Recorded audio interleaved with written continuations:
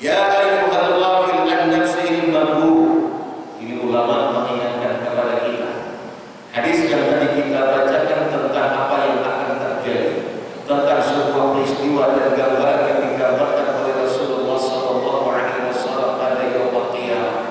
Lalu kemudian oleh beliau menjelaskan di dalam ini kitab, ya ayyuhal ghafil. Kita dianggap dan kita dinyatakan yang lalai, yang merasa lalai, masuk dalam kategori ini. Nasihat yang kiranya mudah-mudahan kita dapat untuk mengislah diri kita. Karena kata ulama, apa yang kita pernah temukan dalam salah satu kitab, ada yang alim, ada yang ghafil, ada yang naim, alim, naim, ghafil, jahil. Alim yadri annahu yadri wa huwa yadri annahu yadri. Ini alim battabahu, ikuti. Dia punya ilmu, dia amalkan ilmunya, dia ajarkan ilmunya, dan dia tahu kalau dia punya ilmu dan dia amalkan. Ikut. Yang kedua kategorinya naim, alim, bahwa yadri wa huwa yadri wa huwa la yadri annahu yadri. Yadri wa huwa yadri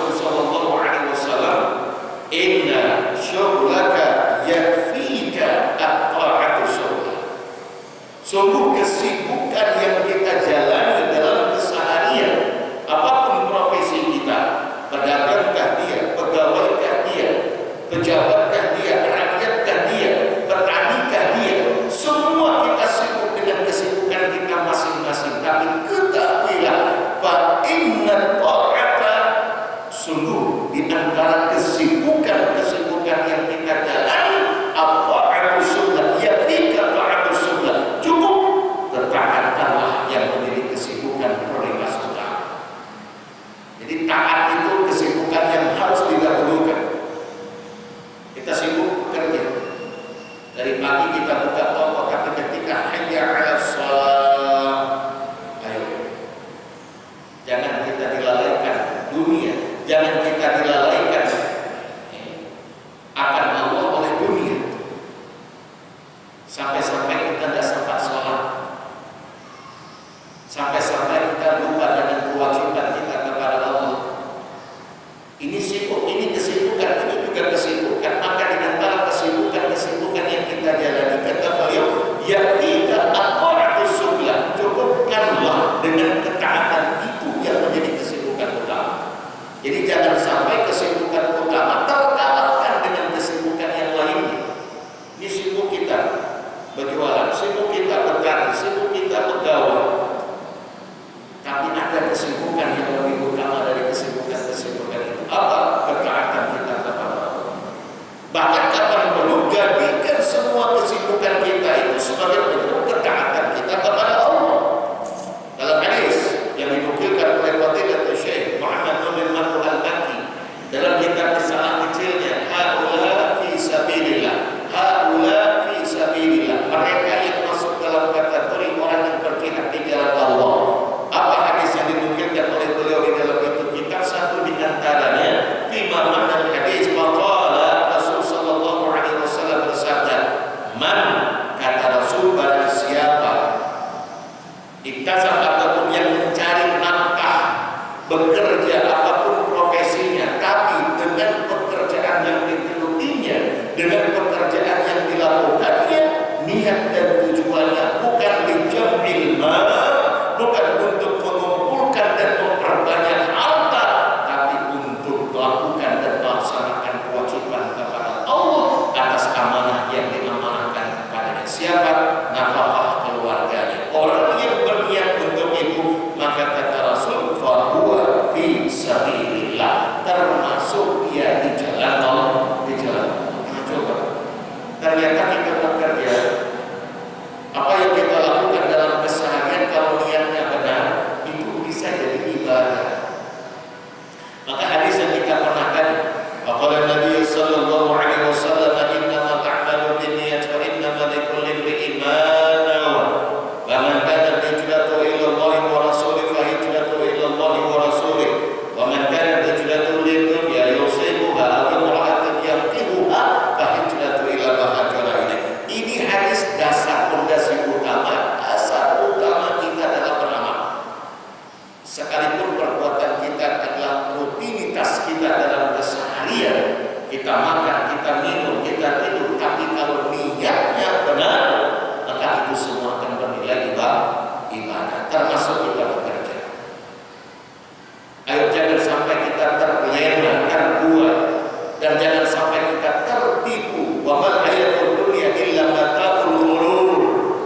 Bukankah kehidupan dunia hanya tipuan belaka? Banyak orang tertipu karena dunia, sampai-sampai mengejar akan dunia. Kata ulama, dunia itu tidak ubah seperti bayangan kita. Lihat bayangan, kita punya bayangan.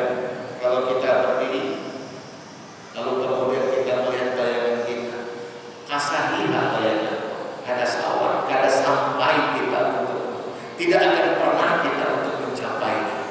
Semakin kita kejar bayangan itu, semakin menjauh dia dari kita. Itu bayangan. Datangi menjauhi. Itu ibarat dunia. Semakin kita kejar dunia, semakin tidak akan pernah puas dengan apa yang sudah didapatkannya.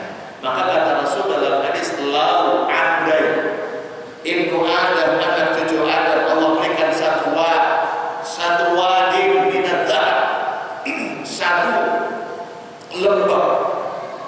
satu lembah emas, mesti akan masih mencari lembah yang kedua. Karena puas dengan lembah emas yang pertama, cari pulang lembah emas yang kedua.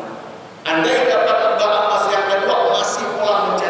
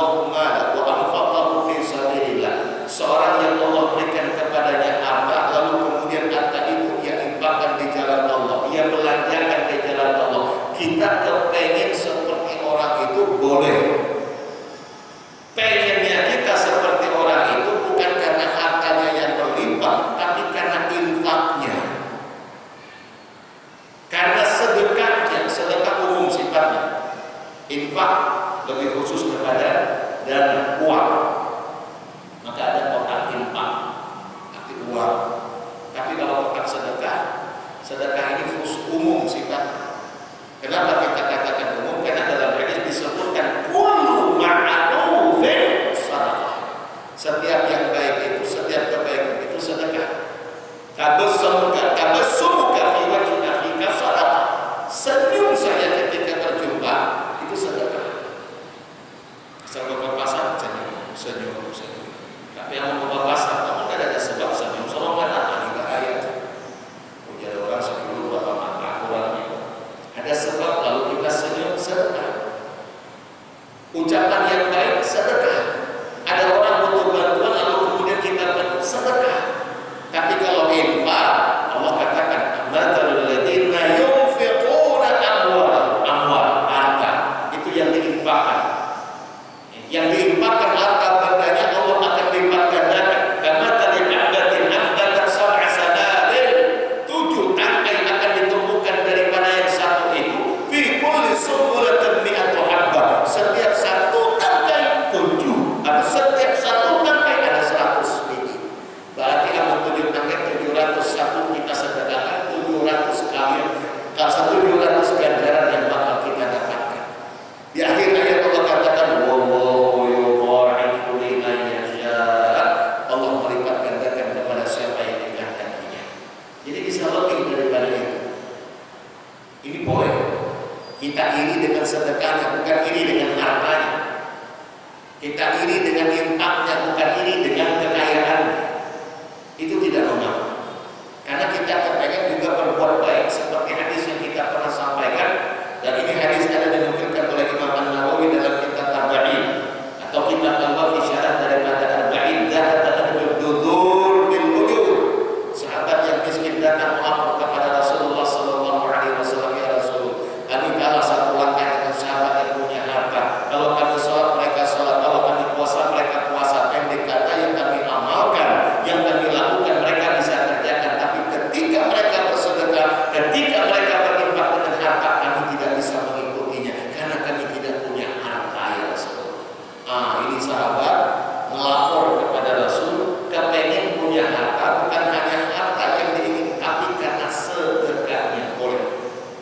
Yang kedua, rajulun atahu Allahu hikmatan wa 'amila bihi wa 'allama. Orang yang Allah berikan kepadanya ilmu, lalu ia amalkan ilmunya dan ia ajarkan. Kita kepengen seperti orang itu, boleh.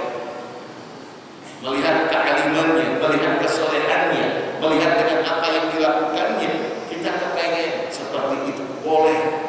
Dan itu tidak terlarang. Tapi kalau dengan yang lain, tidak. Kalau hanya sebatas akan kekayaan, tidak. Karena itu semua bisa membuat kita lupa dan sekaligus tertipu akan kehidupan dunia. Al-mabrur, kita tertipu. Zayyana lin-nasi hubbus syahawati minan nisa'i wal banina wal qanatir al-muqantarah min adh-dhahabi wal fiddah wal khairil musawwamati wal an'ami wal harth. Lihat di akhir ayat, dzalika mata'ul hayatid dunya wallahu 'indahu husnul ma'ab. Itu sudah jelas dibuat indah dalam pandangan manusia. Banyak orang yang tergiur, banyak orang yang tergoda, banyak orang yang terlena, banyak orang yang tertipu. Tertipu dari apa? Dari mata'ul hayatid dunya. Keindahan dunia dengan segala perhiasan yang di dalamnya, dengan keindahannya dalam pandangan mata kita. Apa dia? Minan nisa, dari wanita. Ini wanita. Banyak yang bisa dan kuat, tidak tergoda dengan harta, tapi kalah dengan wanita. Maka senjatanya setan itu wanita. Saya temukan dalam salah satu riwayat hadis, kata Rasul, sah'al mar'ah tusahmun min sihami iblis. Itu perempuan itu sebagai apa? Sahmun, panah, anak-anak min sihami iblis, dari anak panahnya iblis. Maka oleh karenanya demikian, anak-anak perempuan kita, istri kita, awas, peliharakan. Jangan sampai dijadikan setan sebagai anak panah untuk menjerumuskan manusia. Dia akan menjerumuskan manusia. Bagaimana caranya? Ini si Hamid, ini anak panahnya akan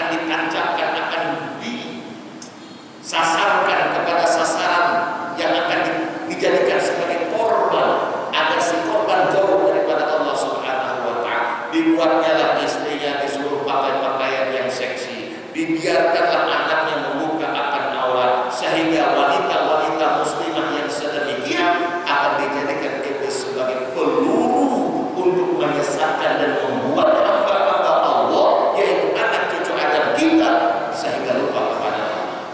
Akhirnya mata tak bisa terjagakan, mata tak bisa terjagakan, melihat tergiur tergoda, akhirnya berzina.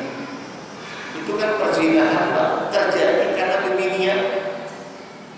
Minta maaf, menukil pendapat ulama di dalam Al-Quran, kalau kita buka bagaimana para mufasir menyebutkan hikmah di balik ungkapan di dalam Al-Quran yang dimana Allah katakan az-zaniyatu waz-zani.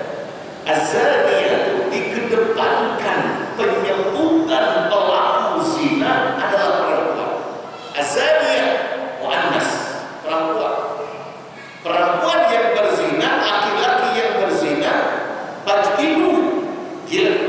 Ini ada jadah 100 kali cambukan kalau dia belum menikah. Tapi kalau sudah menikah, punya istri, punya suami, masih juga berzina, rajam, lempar batu sampai mati. Itu siksaannya lebih berat. Kenapa lebih berat? Sudah ada yang halal, masih cari yang halal. Maka banyak orang selingkuhan begini. Gara-gara pelakor. Itu mau begini, laki saya dapat apa bahasanya. Pelakor itu. Pelakor. Ada singkatan itu baik. Apa itu? Pokoknya itu. Sering kita lihat bakal acakan, bakal lahir gara-gara suaminya berselingkuh dengan perempuan lain.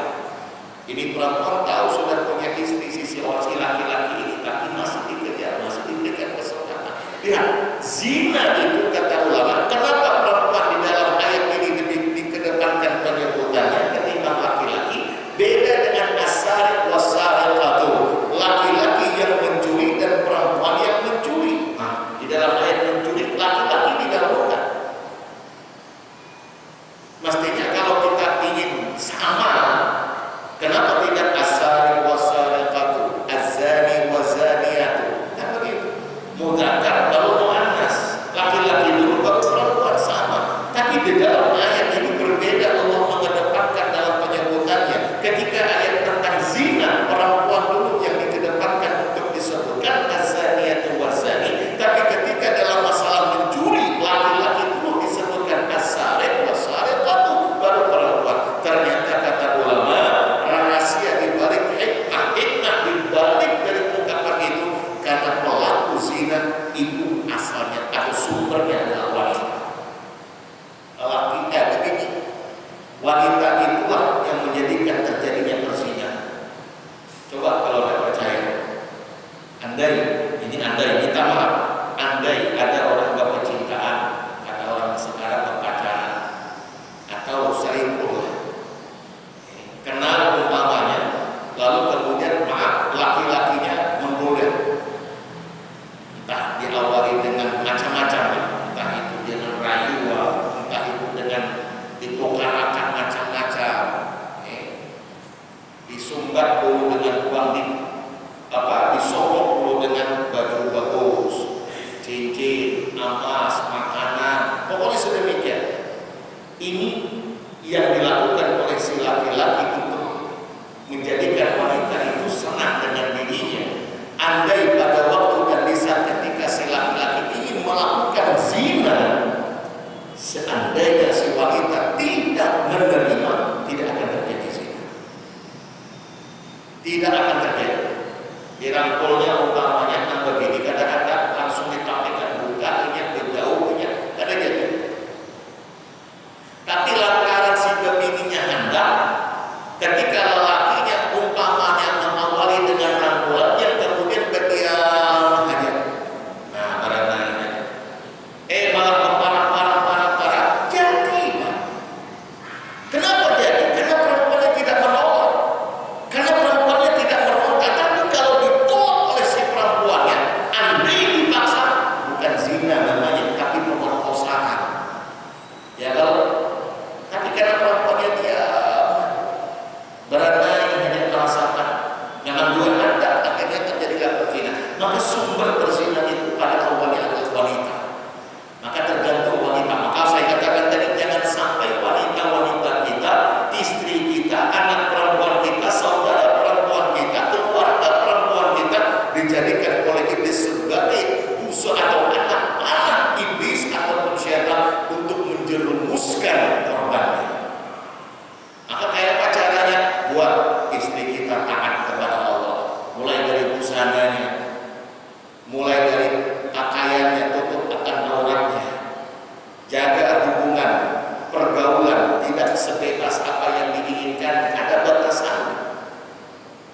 sehingga aman dan terselamatkan. Kita orang tua punya tanggung jawab untuk menjaga anak perempuan kita. Kita selaku suami punya tanggung jawab untuk memelihara dan menjaga istri kita. Jangan justru kita yang memfasilitasi dianya untuk melakukan hal yang tidak dibenarkan oleh Allah. Maka awas, pertama kepada wanita. Zuyyina lin-nasi hubbu syahwati minan nisa wal banin, anak-anak. Ini juga fitnah. Banyak orang sebab karena anak lupa kepada Allah. Anak menjadi fitnah. Kita kepengen anak menjadi tabungan, investasi. Kita investasi dengan anak kita agar menjadi anak yang soleh kelak pada yaumul qiyamah, saat ketika kita wafat, ketika kita meninggal, terus mengalir pahalanya. Terus ada yang mendoakan kita sebagaimana sabda Rasul sallallahu alaihi wasallam, "Idza mata ibnu Adam," ketika anak Adam mati, meninggal, inqata 'amalu illa min thalas, terputus amalannya, tiada ada kesempatan kita untuk beramal kecuali hanya 3 yang akan mengalir terus-menerus pahalanya. Satu di antara waladun saleh yad'ulah, anak yang soleh mendoakan orang tua. Ini investasi terbesar. Kita akan dapat keuntungan nantinya. Kita tabung di dunia. Anak kita jadikan anak yang soleh, kita ajarkan kepadanya Islam, kita pahamkan dia akan agama, sehingga dia tahu apa yang semestinya dia lakukan terhadap orang tuanya yang sudah wafat dan sudah meninggal dunia. Maka teringat dari sebuah hadis Rasul sallallahu alaihi wasallam ketika seorang anak seseorang datang kepada Rasul, "Ya Rasulullah, orang tua saya sudah wafat, orang tua saya sudah meninggal. Apakah aku masih bisa untuk berbakti kepada mereka?" Nah, ini anak yang soleh bertanya kepada Rasul, ingin bakti ya kepada orang tua. Cuma saya, orang tuanya sudah wafat, orang tuanya sudah meninggal. Apakah masih bisa aku berbakti kepadanya? Faqala, Rasul menjawab, "Na'am, iya bisa." Nah, kata Rasul, masih bisa. Bagaimana, apa yang harus kita lakukan? Apa yang harus kita kerjakan untuk sebagai bukti bakti kita kepada orang tua? Pertama, as-salatu lahuma, kata Rasul. Doakan mereka berdua.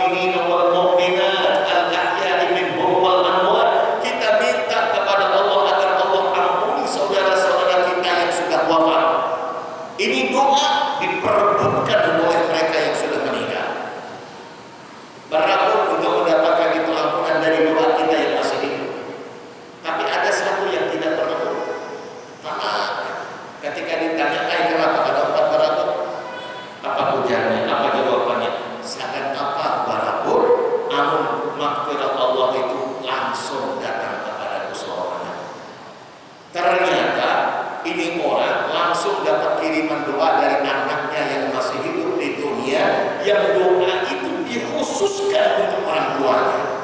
Bukan hanya untuk muslimin wal muslimat, bukan untuk umat Islam secara keseluruhan, tapi ada doa khusus yang itu khusus untuk orang tuanya. Ini orang tenang. Masya Allah, ini kisah yang luar biasa, kita ambil hikmah. Tenang, kenapa? Datang seorang anak dikirimi. Nah, kita setiap waktu kita doakan orang tua kita. Bukan hanya setahun sekali. Ya, kalau setahun sekali itu hal yang biasa dan lumrah kita lakukan. Tapi bukan berarti selain daripada waktu itu, kemudian kita lupa untuk mendoakan orang tua kita. Terus kita doakan. Biar tenang orang tua kita di sana. Satu, as-shalatu lahu. Yang kedua, kata Rasulullah, bisa kita berbakti kepada, hadis ini sudah kita pernah kaji. Apa dia? Berbuat baik kepada keluarganya. Dia punya keluarga yang masih hidup, berbuat baik. Apa lagi yang bisa kita lakukan? Sambung silaturahim dengan orang-orang terdekat dengannya. Dan ini pernah dilakukan oleh Sayyidina Ibnu Umar. Oleh Ibnu Umar ketika melihat dan berjumpa dengan seorang yang biasa, beliau ta'zimkan, beliau agungkan, beliau muliakan. Dalam satu kisah, Abdullah Ibnu Umar pada waktu dan di saat ketika dalam perjalanannya berjumpa dengan seorang Arab, orang biasa, bukan orang-orang terkemuka, bukan orang terkenal, orang biasa. Melihat orang ini, seketika Abdullah Ibnu Umar atau Ibnu Umar turun dari kendaraan, lalu dia buka selendangnya, dia ambil kainnya dan dia berikan kepada orang itu, bahkan untuk menutup agar terhindar dari hawa panas. Orang yang bersama dengan Ibnu Umar heran, kok sedemikian istimewanya orang itu di mata Ibnu Umar. Siapa dia? Padahal dari segi penampilan dia seorang biasa, tapi oleh Ibnu Umar diperlakukan sedemikian rupa. Siapa dia? Apa kata Ibnu Umar? Aku perlakukan orang itu sebab orang itu adalah teman bapakku semasa hidupnya. Lihat, beliau memperlakukan teman bapaknya sebagaimana mestinya dia perlakukan kepada orang tua. Sebab ketika kita berbuat baik kepada orang-orang yang terdekat dari orang tua kita yang sudah wafat, yang sudah meninggal, itu akan membuat hatinya senang. Amalul ahya qurratu 'alal amwat, atau amalul ahya qurratu 'alal hayat. Itu perbuatan yang hidup akan Allah tampakkan dan Allah perlihatkan kepada yang sudah meninggal dunia. Itu sebagai bukti kita ingin berbakti kepada orang tua. Baik, kita kembali di akhir ayat Allah katakan wallahu indahu husnul ma'ab. Artinya apa? Sungguh kepada Allah tempat kembali yang sebaik-baiknya. Maka jangan sampai tergiur, jangan sampai terdustakan kita oleh dunia, jangan sampai tertipukan kita oleh dunia. Kembalikan semua kepada Allah. Ini wasilah, harta, istri kita, keluarga, anak kita, kedudukan kita, semua yang kita punya itu wasilah untuk kita kembali kepada Allah, bukan tujuan. Maka beliau katakan, ya ayyuhal ghafil an nafsihil maghrur bima huwa min syawaqil hadid dunya al-musyawarah 'ala al-intiqah was-sawa. Itu semuanya akan sirna. Da'at tafakkur fima anta murtahilun anhu. Tinggalkan, kata beliau, untuk berpikir, untuk memikirkan fima anta murtahilun.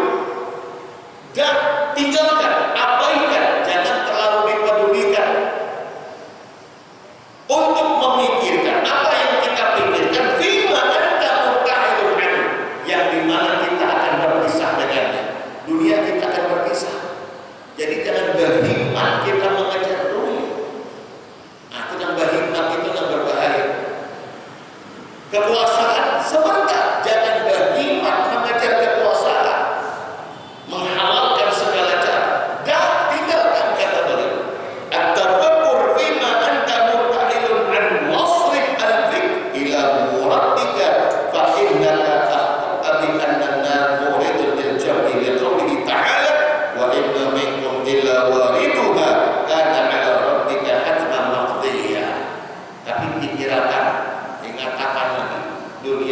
bukan tujuan kita, tapi hanya bersifat sementara.